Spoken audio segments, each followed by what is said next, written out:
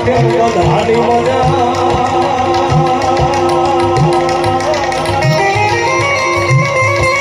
એ હળવી લાગે લાગ કે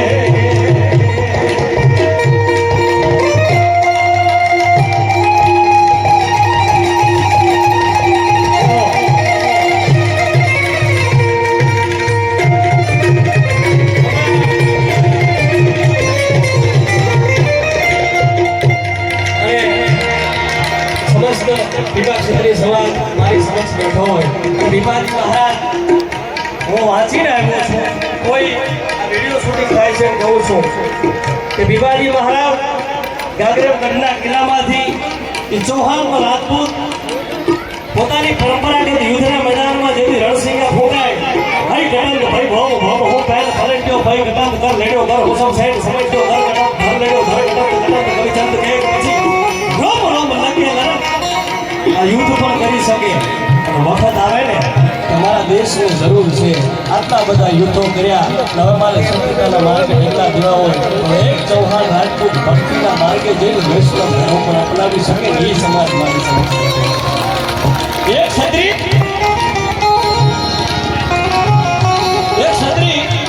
એક રાજપૂત સમય આવે તો હાથમાં ભાલો પણ લઈ શકે અને વખત આવે તો હાથમાં માળા પણ લઈ શકે આ દેશની ધરતીની તાકાત છે આ દેશની ધરતીની તાસીર છે અને ઈ પીપાજી મહારાજ અખિલ બ્રહ્માંડના માલિક કૃષ્ણ પરમાત્માના ઉપાસક હતા કાળિયા ઠાકરના ઉપાસક હતા એટલે મને કાળિયા ઠાકરને યાદ કરતું હોય યાદ આવે